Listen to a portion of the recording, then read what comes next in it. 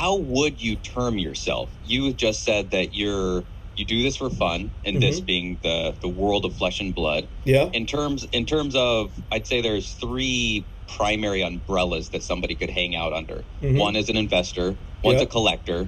You just want to collect a set or whatever it is. I want to have 10,000 crack baubles, whatever your deal is. And then there's the players.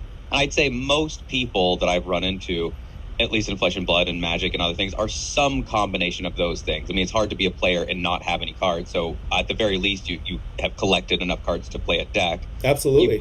You probably care about the cards being worth something, even if that's not a big portion of your concern. You're going to pay attention, and especially if you've got to buy these cards to feature in your deck and play with, you're going to care if suddenly they go up a drastic amount. Like, man, now I can't afford that, or suddenly they drop because it's a reprint. So what would you say percentage-wise you are of those three things?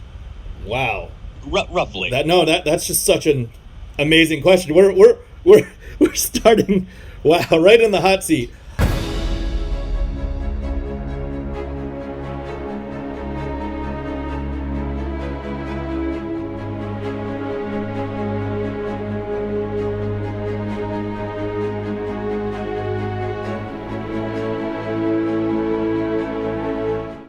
I would say 60% of me is a collector, easily 60%. Okay. 30% of me is a player because I really love this game. It's just such a great game.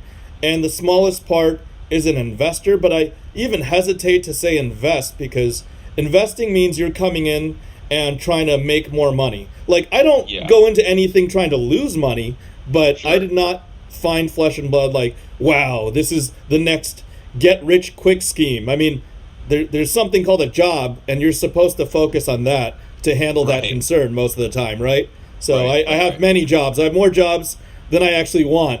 So, yeah, investing is the least of my concerns, but that's the breakdown, Del. Okay, very good. And what was your introduction to Flesh and Blood? How long ago? I mean, it's been in the U.S., and you're in, I think, that on the east side of the U.S., is that NYC, right in Midtown, yep. Okay, very cool. Yeah, I see there on your shirt. Yep, and you're Seattle, right? That is right, yep. So cool. Across the country from you. Yeah. It's been in the U.S. for, about 2 years? No, it came out in 2019, is that right? When did it reach the U.S.? Originally, it came out in 2019. I think Rudy from Alpha Investments started pushing it maybe summer of 2020. And I saw the videos. I was like, oh, man, just yet another card game.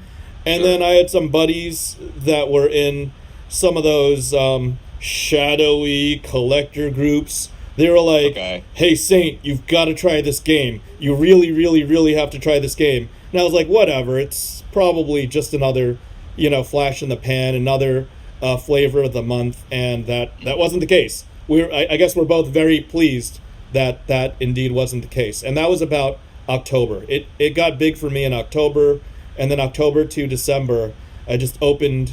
Of 2020. Of 2020, yes. Gotcha, okay, yeah. So Rudy was probably April to June. Yeah, sorry to cut you off, go ahead.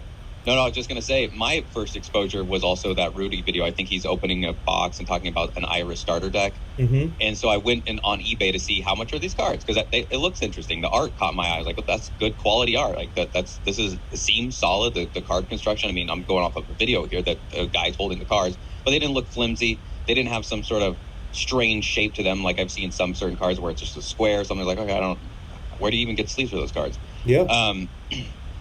He's talking about it, and it's a new game. So I go to eBay, I look at the first, and I just sort by highest price. And what I see is a cold foil graded Shiana that was, I don't know, probably $5,000 at the time. Like, how is anybody playing this? Yeah. So I just kind of forgot about it. Then fast forward to this year, I saw some of the Monarch Blitz decks in a local game store right there by the register. And I thought, well, they can't be thousands of dollars if they're sitting right here. Yeah. I mean, if that's actually $500,000, then somebody's just going to run in here that has any sort of wherewithal and be a millionaire. Yeah. So clearly I'm wrong here.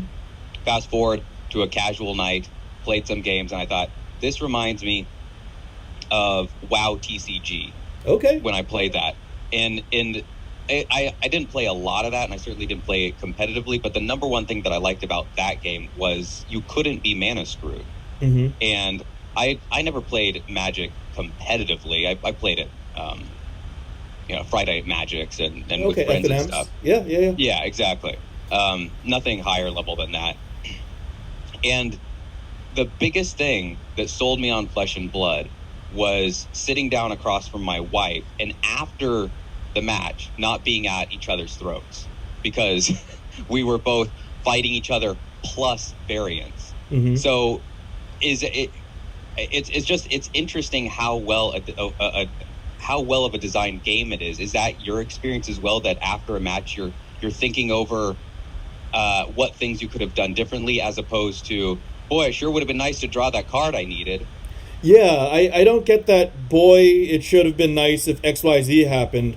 I usually just leave a game like, wow, that was a fun game. That was down to the wire. I think I've only literally played one game that was not competitive, and that was at the recent Nationals when I got shut out by a Prism 40-0 playing Dorinthia. Oh, wow. Yeah, that was the one game where Prism drew like an Arclight Sentinel, blocked my super duper move, and I got 0 damage through, and she wrecked me. And I mean, it was still an experience. I was still grateful for the experience. It's like, so this is what getting shut out feels like. And I mean, by then I had maybe 150, 200 games under my belt. And other than that one aberration, every other game, even when I lose, it's like, wow, I didn't know I could lose that way. Or, wow, I learned something new about the game. It wasn't like, oh, man, it was, if I had just done this or I had just done that. I appreciate the design. They really focus on saying that the game, Flesh and Blood, is about playing great games. And, again, 99% of the games have been pretty great. Win or lose. Yeah, I agree. Something I was thinking about today, and I don't have an answer for it, and I'm going to throw it out to you, is, do you think that the game will ever run into an issue of coming up with new cards? Because I was thinking, a game like so many other games where it's creature-centric, you could come up with imaginary creatures until the cows come home. I mean, a squid zombie with wings and this, and it's got this ability. It's a little bit harder, it seems like. Maybe I've never designed a game where you have heroes that are, for the most part, humanoids. We don't have any sort of crazy creatures, and I've read the lore book, and I don't recall any, not that they couldn't arise, but there's no krakens, there's no zombie lords. There's the only thing that is borderline not humanoid is, well, he's a humanoid, he's not human, is Reinar. He's a brute. Yep. But he's still humanoid, right? He's humanoid, yeah, sure. Yeah. I don't even know if he talks or anything, but he's humanoid. Do you think they'll ever run into an issue where they go, boy, we're kind of screwed here? We've run into an issue where we've done every warrior thing that we could think of, every ninja thing that we could think of, I guess that's a long list now that I'm saying it aloud, because then you come up with a new... Our new hybrids, our dual classes, or shapeshifters, or merchants, or, talents. And so far, I'm just thrilled that they've got so much in the pipeline, and I've heard that they've got about 7 years of IP already produced for the future of the game. So I doubt that card sets already planned. No, not card sets planned, but I mean, you can infer. There was a pre-release for Monarch where I think James and Jason from Legend Story Studios were talking about it, and James White himself said that the character Chain was made over 7 years ago. That means for 7 years they've been building backstories and they've been building this world. This isn't like some other games where it's like, let's just copy other games and, not really put in a lot of work or thought into it and just try to get people's money. That's the opposite of what Flesh and Blood is, and the opposite of what Legend Story Studios has tried to do.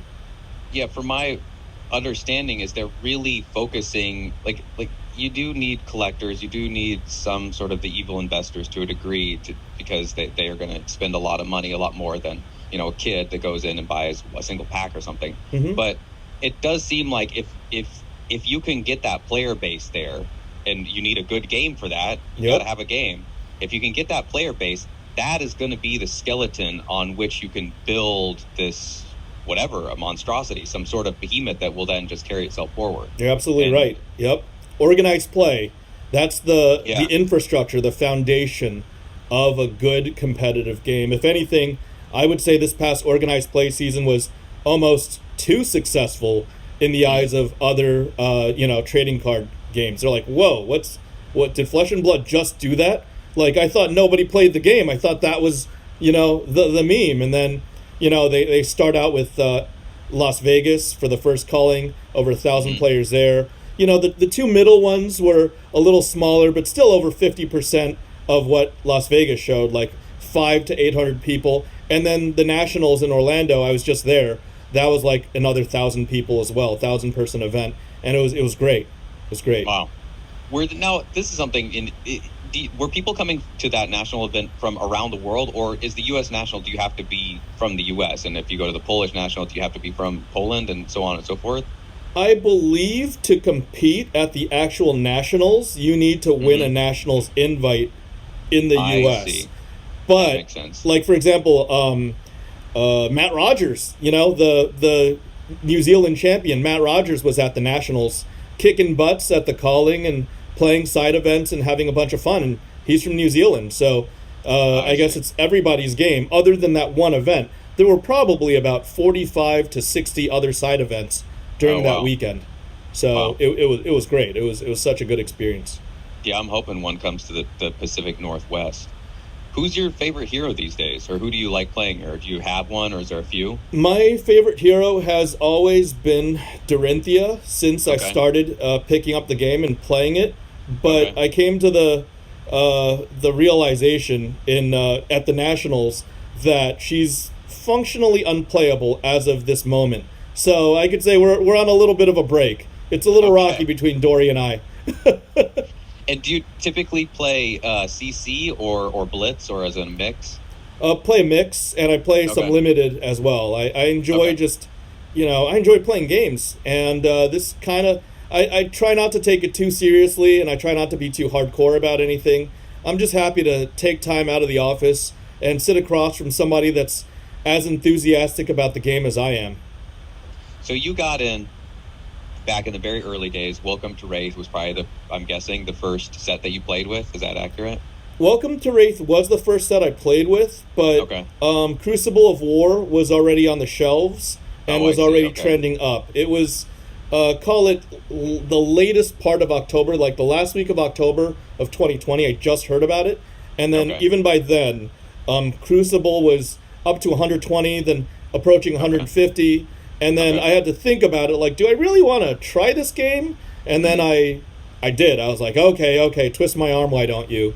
And I picked up a WTR deck with Dory and never looked back. Now, from listening to the Salty Whale with Michael, he's here in the Seattle area podcast that you were on with, see if I remember this right, you weren't really playing anything before Flesh and Blood, is that right? Well, I had always been at least halfway decent, even borderline competitive at Magic. I was in the organized play scene in Magic in the 90s, probably 94 to 97. I had made multiple attempts at the Pro Tour and was basically Pro Tour qualified. But, stereotypical overbearing Asian parents, you know what, you got to go to Harvard and become Dr. President, so we're not letting you go compete in Germany or in Tokyo. But I had won the events, so I was at the tier 2B competitive and ELO rated with other pros, but they never let me really take the show on the road. I was always local, in the New York City area, mostly neutral ground, and that was our stomping ground. I went to neutral ground it was after the Twin Towers fell. I sent you that video of Robin Thicke biking around. Yep. When I was 17, I was living in Southern California with my dad, and I saw that video, and I had never heard of a bike messenger before that. Started getting on Google and moved out there at 17 on a whim because I thought it's my life's dream to be a bike messenger. It lasted 2 weeks, but most of that time was out there at neutral grounds because I found them, and I went there. So the reason I asked about when you got in and if Welcome to Wraith was your first set is you were playing before the talent system had come out. Yeah. Now, something I've seen talked about recently on the internet at large, specifically in regards to Flesh and Blood, is that with Welcome to Wraith, the first 3 sets, Arcane Rising and Crucible of War, all going out of print, we're screwed. We are so screwed as teaching a new player. These new players, it's impossible to teach them. Welcome to Wraith was the best set. It was simple, it's straightforward. Tales of Arya is so complicated that it's so much more difficult. I started with a Blitz and Alexi deck after piloting a guy's Bolton deck. He said, "Here, we're going to play this. I'm going to play Azalea. You play this deck that I've got." We sat down. He walked me through it, and I watched a couple videos, so I generally understood the concept of the game. But then I sat down across from him, learned more about it, and then we bought right then that night, like I said, the Blitz decks, Lexi and Briar. We played a bunch, my wife and I. I didn't have any trouble. Where are people coming from with this? Or do you agree? Or I mean, it's a little more complicated, sure, but no, I completely vehemently disagree that it's over. If anything, I would say that WTR was a little too simple, and they had to leave the training wheels on, and that the talent system just enriches the complexity and the beauty of the game. Like having soul cards and having, your banish zone, that's actually pretty cool. That's just one extra thing you have to worry about. And I also would say that the community is very protective and nurturing and caring and generous. For example, I've given out close to 1,000 Blitz decks, and I pay the shipping. Like, if you've got viewers or you want a base, I could send you some Blitz decks. Whoever's saying they can't afford anything, it's like, here, have it on me, have it for free. Just here, take it, go play. You could learn any of the 8 heroes, pick any 2, and we'll send it to you. Except funny story on that note. There's 4 to 5 people that are like, oh, can I get a Cold Flow Cheyenne and a pre-made Cheyenne deck? It's like, come on now, you're gonna stare a gift horse in the mouth. Yeah. So right. that's not happening, obviously. But other than that, sure. The community looks out for the community, and that's very different about this community, at least from what I've seen. Yeah, and I think that given what James White has said, when Monarch was coming out, I watched some interviews. I've watched as many interviews I could find with him because I wanted to know more about the main guy behind this game. Yeah. He was saying that the talent system is how the game was designed. That's what it was meant to have. It was meant to have light and shadow and earth and lightning, and I can only assume more down the road. Yeah. And so I'm just total guesswork on my end. I've thought maybe they said, let's introduce this game to the world without those things. Let's have the stripped down version, kind of a beta test, get people's feet wet, and then now we'll give them the full game. And here you go. Yeah, this is the training wheels off. Yep. Exactly. Yeah. So I definitely look forward to it, and I don't agree whatsoever, like you were saying, that it's so complicated that somebody's going to be like, wait a second, ice and lightning, and you can fuse a card. Yeah. I mean, if you played a game before, it's not that difficult. Yep, it isn't.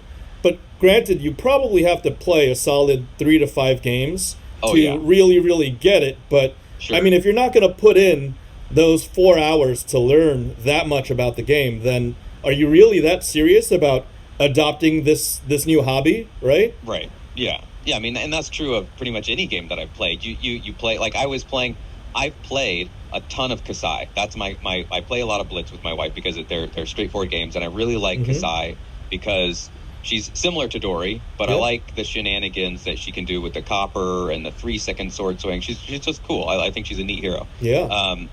And I had never played a Kano. I've played against a Kano, but I've never played a Kano. So I generally understood what he was doing. I sat down to pilot a Kano deck that my wife and I built. Not a great one, just some extra cards. We're like, well, we don't know how the heck to beat this guy. He's always smashing our face in every time we sit across from him at an armory. Yep. Let's build one so we can try to understand how he works a little bit better. Yep.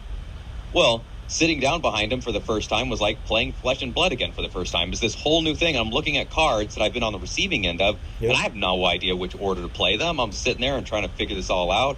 But after the 3rd or 4th game, it's like, okay, I'm starting to see what the order is and what to pitch and when, and I'm getting it now. Yeah. And it's just a really fun It's a fun feeling. It's like learning to ride a bike multiple times because you're using the different heroes. Like my first hero was Lexi, and I was like, Lexi's just awesome. She's amazing. And then I was like, Oldhim. Oldhim's really strong too. And then, I mean, the real hero is Briar. I was like, Briar's too complicated. Then I actually did it. Then I was like, oh crap, that's what the hype is all about.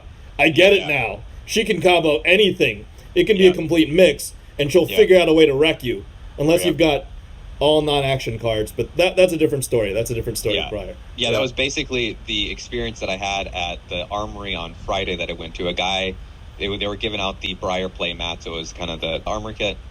So they were giving out the Armory, the play mat, the Cold Foil Rosetta Thorn, and the first guy I sat across for round one, he was playing Briar, and by the end, he smashed me. He just completely ruined me. He said, I've played this deck 2 times before.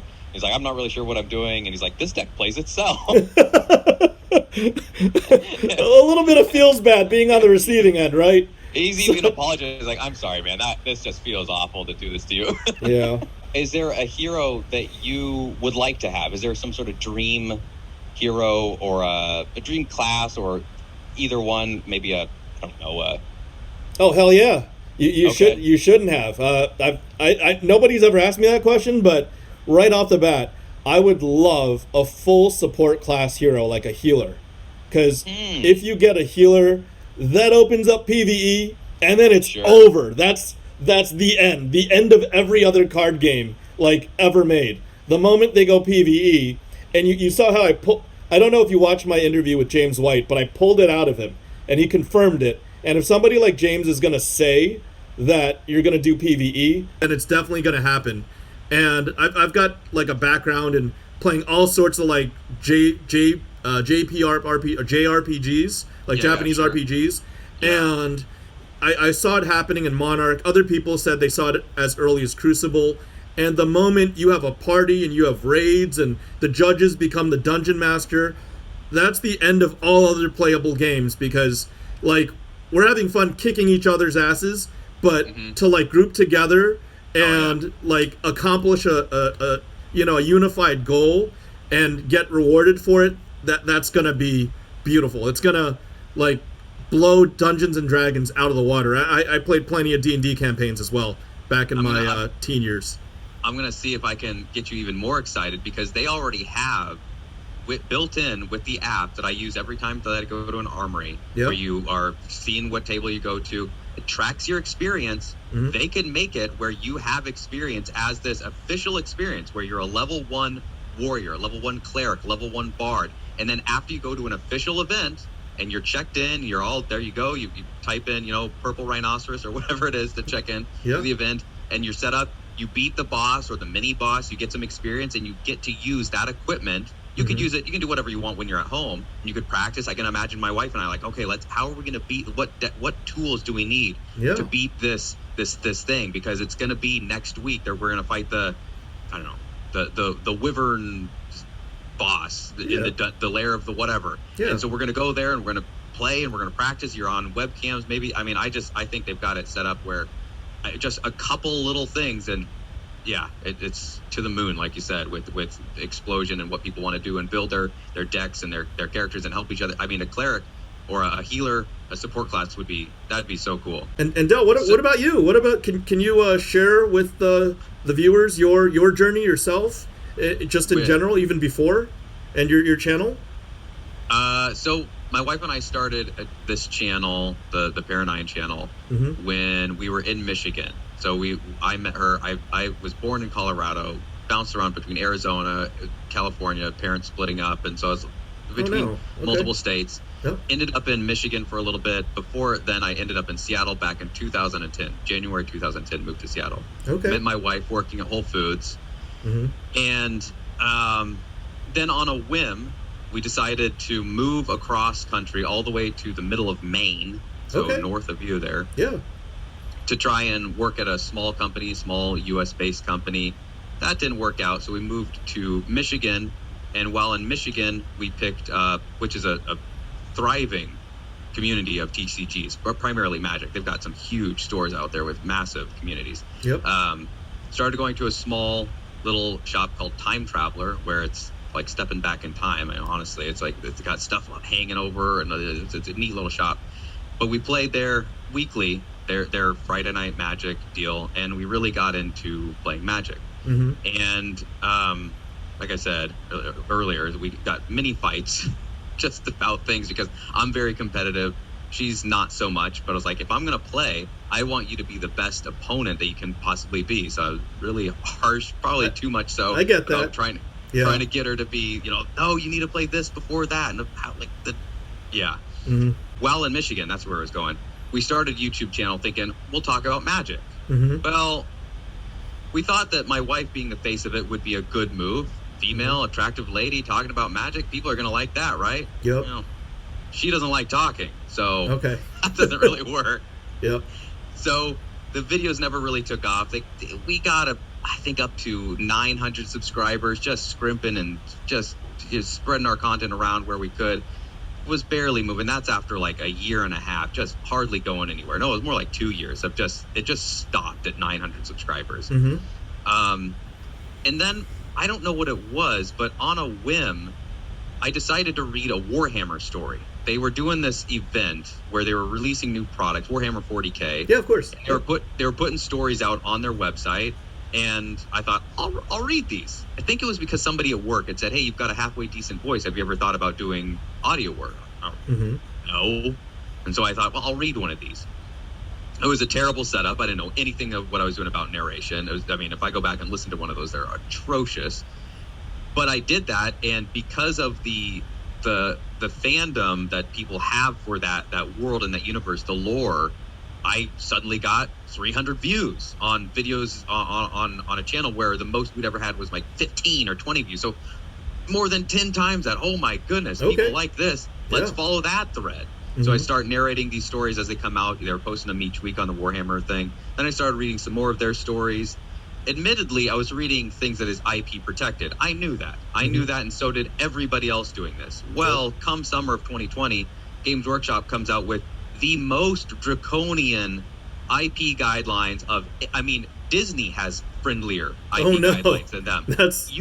That's not promising. Yeah. No, you cannot use any fan work. You cannot use any official this. You can't basically do anything at all. And if you make a video using animations, you will be sued. Like pretty much that. It was so harsh. The community uproar about this was, what are you doing to your fans that have created you free marketing for years? Some of these people. That doesn't make any sense, man. It's everybody I've told it to is confused by it. It doesn't make sense to anybody. There were channels that were like, we're done.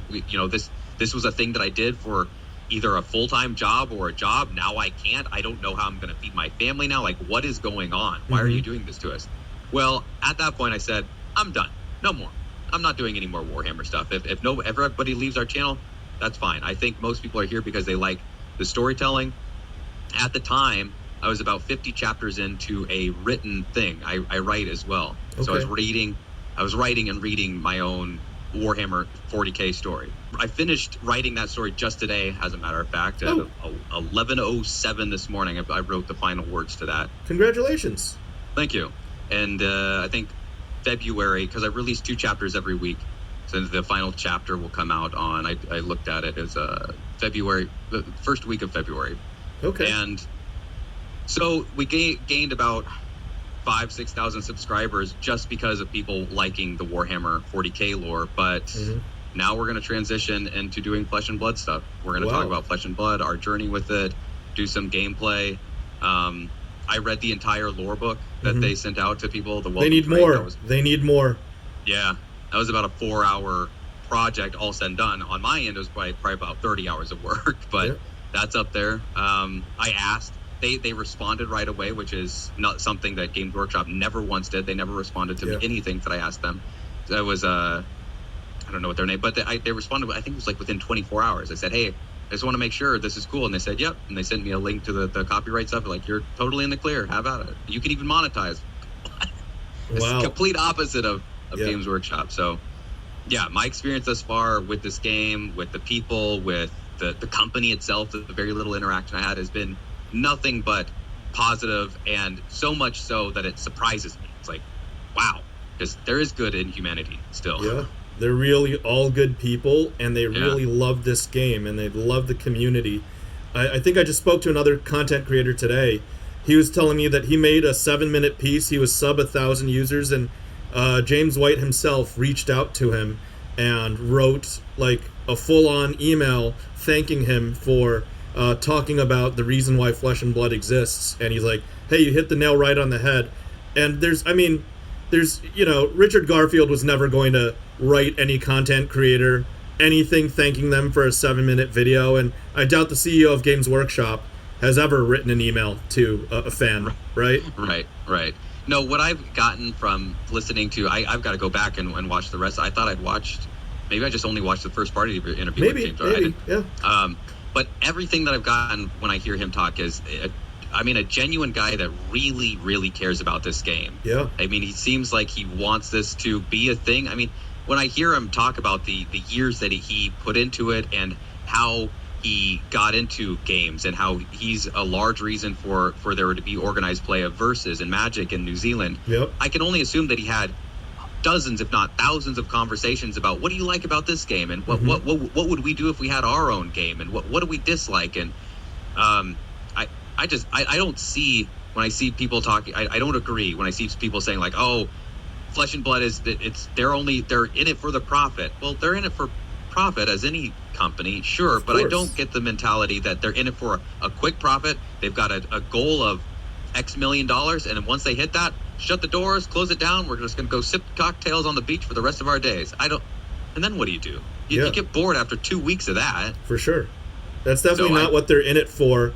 And James himself, I think he started in the late 90s as well. He was involved in organized play in the APAC region, and then I think he became a judge. He worked for Hasbro for some years, and I think Upper Deck as well. Like, his whole career has been in, it's all up there. It's all on LinkedIn. You can find it. It's public information. And then he's like, you know what? They're doing it wrong. There's got to be a better way. There's got to be a way to revisit the greatness, like recreate the renaissance of TCGs. And I think he's leading that effort right now. Yeah. And like you said earlier, it all comes back to the organized play and getting people to show up and sit down across from each other. And I think, it's weird, but it seems like the worst time to start a card game where you want people meeting Flesh and Blood would be in the middle of a pandemic. But at the same time, like that's what people want when you haven't been able to see friends and family. And while it is still very weird in a lot of places in the country, like I got to wear a mask everywhere I go into Seattle, but New York, still, same thing. Yeah, you're still sitting down across from people, and it's good to get out and hang out and put actual physical objects on the table. That's why, I don't know, for all the talk about NFTs and this and crypto, it's just, maybe I'm old, but I think there's something there with some of it, but yeah, I like something that I can hold and especially play with. Me too. All that other stuff in the metaverse and $20 million of metaverse land, that's all fugazi to me.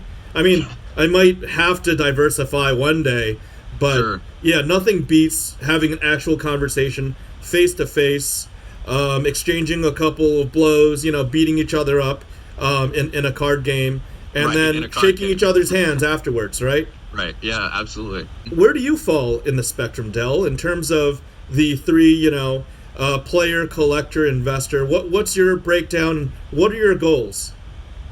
Well, I'd say we're like 5%. My wife and I are a unit in this. Are 5%, 5 to 10% investor. And when I say that, I just mean I want the game to do well. So I'm invested in it, in the cards that I have. I'll mention the one investment risky move that we made in a moment here that we've never done anything like before.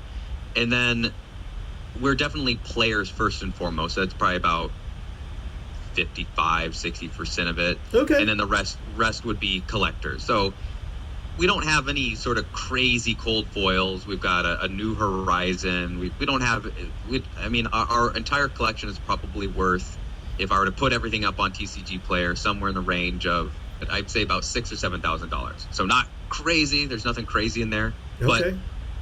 But when I found out that this game was solid, and my wife and I played it a number of times, and we came back to it, the day after we'd learned it. We're like, let's play again, and I want to try that again. I want to see if I can do that better and want to learn it. And we play most every single day, a game or two minimum. Okay. Started looking around on the Discord, the main global one, where to buy. I thought, maybe the best way to do this is to buy somebody's collection that they're done with it. Because I thought somebody that's done with the game is going to be willing to take a hit. Maybe their wife is saying, when are you going to get rid of that cardboard? You've been sitting on it for the last year. Maybe they got in early. Yeah. Why is it sitting there? Everybody's wife seems to sound the same in these scenarios. Well, that's exactly what I found. I found two of those people. Oh, yeah? One was selling, let me grab it here. And at the time, my wife and I had, and I'm not shy about finances at all. I mean, maybe that's taboo. No. I'm not. Yeah. It's my background. $10,000 in our life savings in liquid. Oh, and so okay. we said, let's going to take this risk. This guy was selling, it was 645 alpha, I honestly don't know what alpha print means, but he had 640, this box right here, of 645 for first edition Welcome to Wraith and Arcane Rising rares, all rares. Wow. And he wanted $5 per rare, so I think that was like $30-some hundred. And I said, we can't do that. That's way too much. Left it alone for a day, and he came back around. He said, how about $2 per rare? Okay. Well, that's less than half what you were asking 24 hours ago. Yeah. Haggled back and forth with him. I grew up homeschooled in the boonies of Tucson, Arizona, going to garage sales all the time. So every weekend my mom's haggling, how about 50 cents for this shirt that you wanted 75 cents for? Yep. It's just in my nature to haggle. Got him down to, I think it was $1,100, goods and services shipped from, where was he? He was in New York. So he sends me this, and we just put all these cards into FaB stocks just to sit there to see what they're worth. We paid $1,100. FaB stocks now says that this box is worth just shy of $2,000. Okay. We bought this. The shipping on it is November 1st. So it was 10 days before the Arcane Rising out of print announcement, and about a month before the Welcome to Wraith one. And so there's Sync Belows in there that he forgot that those commons, but everything else is a rare. So there's energy potions from Welcome to Wraith first edition. There's all this stuff, and I'm not trying to turn around and sell this for a quick flip. I want a piece of history. The first time I saw Magic the Gathering played was at a chess tournament when I was 13 years old. And I look back at cards that I remember people playing back then, that I owned during Urza's. I'm like, I owned a Gale's Cradle. I own this, I own that. Yep. And I got rid of it because, some kid's going to give me $20 for it at the time, because that's all it was worth at the time. Yep. And that was great for me. I don't want to look back 20 years from now and think, boy, I had a chance to be in on the ground floor or nearly with Flesh and Blood. And I want a piece of history. And if they go up in value and worth, and there comes a point where we got to sell it for something, then cool. But the upside seemed so high, and the downside was $1,100. And while that, it stung at the time, I thought, we can always make $1,100. I can always make more money. I can go get a second job. If I can work at McDonald's for a month and I've got $1,100.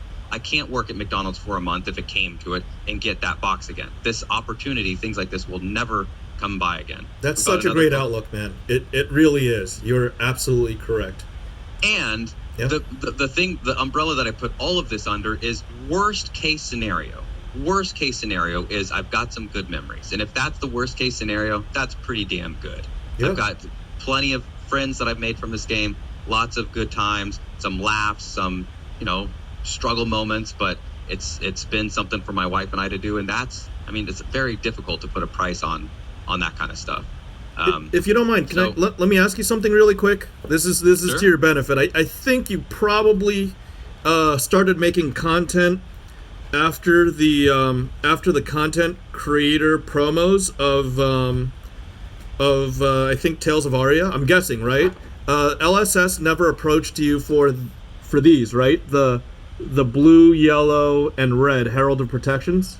No, they haven't approached me about anything. I didn't even know that you could, on your gem account, apply to be a content creator until 3 days ago. Oh. Somebody told me about that, and so I just did that. I was like, oh, well, cool. So yeah, I put that on the gem account. So Del, as a in the interest of ambassadorship, I'd like to just send you 5 sets, like 15 of these, and then you and your wife are welcome to keep one.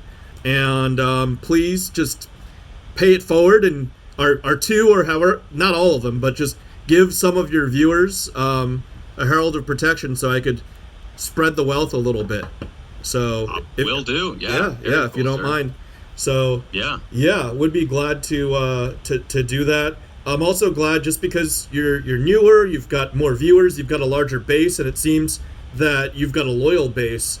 If you got people viewing your show, they can either come hit me up at fabledhunters@gmail.com, or I could send you a mid to large double-digit or small triple-digit supply of welcome decks, so that you can spread it out to your viewers as well. It's up to you. I'm willing to collaborate or anything. I mean, I don't think it's a mystery that fortunately, and I'm very grateful for it, for me, my career has treated me very well. So I don't monetize any of my content. I don't care to monetize any of my content because I don't want to be pulled in or controlled or influenced by any Patreon members who like or dislike or anything. The reason why I got in Flesh and Blood was I just wanted to share my journey with other people. And I was just so grateful now to have a second chance at, making up for all the experience I wasn't able to enjoy as a kid, where I said, I was pro tour worthy, but mom and dad were like, stay in school, be a doctor, be an engineer, don't go to Germany, don't go to Tokyo, don't go wherever. You get to play in New York maybe twice a month, and that's it. And I never got to see where that TCG journey would take me. And now the second time around, it's like, hey, everybody, I get to experience this TCG journey at a really high level, but I don't want to make it private. I want to share that journey with everybody. Like, I'm not saying I open every single box, on stream or on camera, but I'd like to share some of the big ones and like, hey guys, this is what it feels like to open a piece of history, because we're making history right now. So just like you want to be, part of history, I think I want to be part of history too. And it's totally cool that we're doing it in completely different ways. Yeah, no, I would definitely send people your way, and if they're interested, I've already had multiple people that came that you start recognizing people's names when they are in your comments for a while, like, oh, I like this, I like that, and then some of these people that showed up for Warhammer have said recently, hey, me and my brother went out and bought a couple Blitz decks. We're trying to figure this out. And I've told them, hey, if you want to learn how to play, I'll get on webcam with you. Yeah. But yeah, I'll send them your way and let them know here's a dude that's wants the community to grow, and more than happy to send you a deck to realize that. Wonderful. Just glad to help. I'd just like to be a resource and an unpaid ambassador for the game. A lot of people are like, oh, maybe Saints paid by Legend Story Studios. It's like, come on, guys. Come on. No, I just really like the game. There's no other angle or other agenda.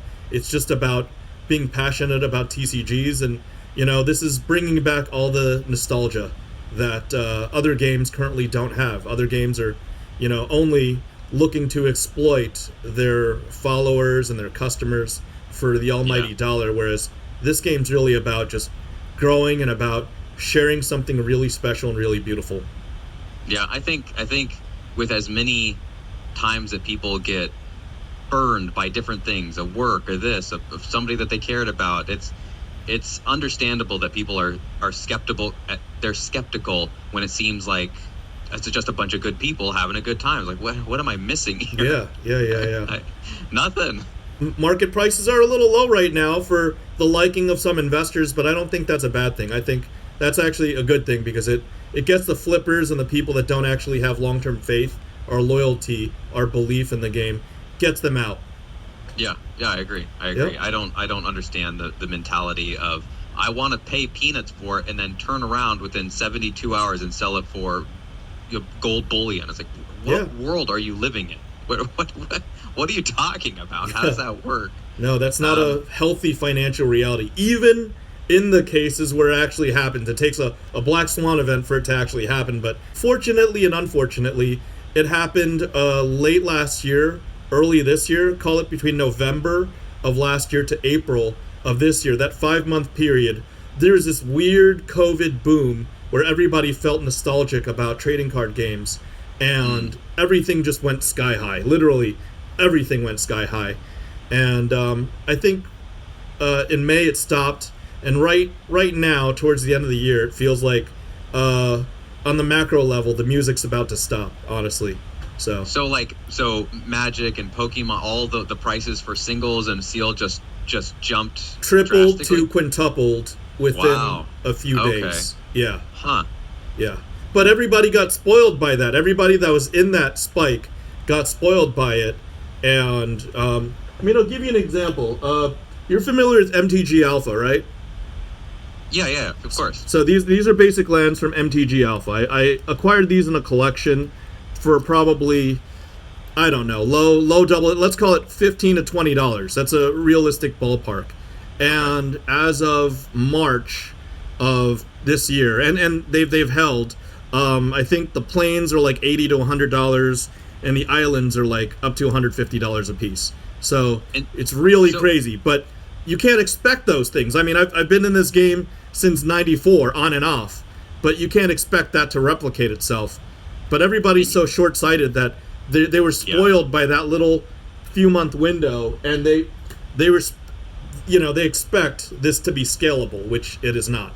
Do you want to say anything else to promote your channel and just give the FaBled Hunters viewers? If you like stories, you can come over to our channel and check out stories. There is, like I mentioned earlier in our chat, that coming up, I think, is just chapter 79 just came out of this long story. It's going to be probably about 13 odd hours long. So if you want something to listen to while you're at work, that's a thing you can check out. It's Warhammer themed. Soon I'm going to be starting an ongoing Flesh and Blood story, original content, just fan fiction thing. I like to write, and it'll be interesting. My dream would be to work, as has been, to work for some company, and now that dream is pointing the direction of LSS. So if they want somebody that gives a damn about story and sees story that's like one of the most important aspects of our lives, then they can talk to me all day long about story. You are absolutely right, Del. I just wanted to let you know, I'm not sure if you're active in all of the subgroups on Facebook for Flesh and Blood, but they just took a poll, I think, at the fan page with almost 10,000 users. And in the poll, they said the thing that was most necessary to the growth of Flesh and Blood is the lore. They need to expand upon the lore plus the artwork. And you're talking all lore. And, hey, I happen to know a couple of people in that building in New Zealand. So I think hopefully all of our viewers, they will tune in to your channel when your FaB lore and fan fiction comes out, and we will all forward your links to the appropriate people in Legend Story Studios if we like it. I wrote a Shiana story, but I'm not going to release that to the general public right now because I sent it to that one person that I have emailed back and forth. Okay. And so I said, hey, and I narrated it since I've got a halfway decent voice. So I wrote and narrated it. I started with Shiana. I said, there's no stories right now for any of the Crucible war heroes. I'm happy to fix that for you. But even regardless, I'm going to do things on the side. Right now I'm working on a story. Do you know what the Meeps are? MEEP? They make the meep sound, right? Is that? Well, I don't know what kind of sound they make, but they're in Aria. They're these little, they look kind of like squirrels. Oh, in Aria. Monkeys. Okay. Yeah. So in the lore book, they talk about these Meeps, and they like collecting shiny things. So they go around and they'll snatch people's trinkets and scarves and little potions. I don't know what the heck they do with it. Doesn't talk about that. Like magpies, maybe. Yeah. Like what? The birds, the magpies that see something shiny and then they grab. Except they're not aerial. They're on the ground like squirrels, probably, right? Yeah, they've got long, fluffy hair. They look kind of like a cross between a lynx. They got kind of fluffy ears, long, fluffy ears. They got little tails. In the story of Bravo's story, he goes out on this adventure. Yeah. And he meets a Meep, and they kind of become friends. It's like a sort of like a pet / companion, a pal. Okay. Well, I'm writing a little story right now that I'm going to release sometime before Everfest comes out about a girl whose dad is a carpenter who helped set up the Everfest. He's these giant tents, and so he's one of these carpenters slash maintenance guys that goes around, make sure the ropes are secure. But his daughter goes around and keeps the Meeps away because otherwise they might steal her dad's tools. So that's a little story. Just awesome. One little thing that come into my mind. I'm really looking forward to it. Like I'm just a general fan of every single aspect of the game. I've reached out to Mihail Spilhalfter, who, I had an interview with him. He's the father of Cheyenne, and we got into it about... the other day. Huh? Spoke to him yesterday. Oh, you did? Yeah. Awesome. Okay, so it's a small world. So, hey, I'm a fan, man. And anything I can do to help support you, any way I can direct you to the right direction, Del, I just, I'm here to help. All right? And I'm not asking for nothing in return. I'm just here to help. Let's keep in touch via email, via socials, via anything. And thanks so much for just reaching out and letting me just chat with you and learn about your story, and hopefully we can help each other in our progress to help bring more viewership to this game, bring more fans to this game. Absolutely. I only have one request for anybody that stops by and listens to a story. It's one minor thing. If you find some fault with it, if there's something that you think, that could have been worded better, let me know. I want honest feedback. It's something that I crave more than anything else when it comes to what I write. So if you notice something that wasn't all that great, you think it could have been worded better, or you think that my voice at a certain part when I was narrating it wasn't all that great, or you think I could have done better, let me know. I've got very, very, very thick skin. Like, you could, avoid the expletives and saying that I'm a dummy, but say, I want to improve. Constructive feedback, right? Yeah, don't be a dick. Help out Del. Tell him what he can do better about his craft. I have a feeling I see a FaBled bard in the making right now, and I was the first to get to interview him. So really, really appreciate it, man. And in case people haven't figured it out, both of us, we need your viewership, your support. So watch, comment, subscribe, twiddle the notification bell, and hopefully we'll do more content in the future. Thanks again for this opportunity, Del.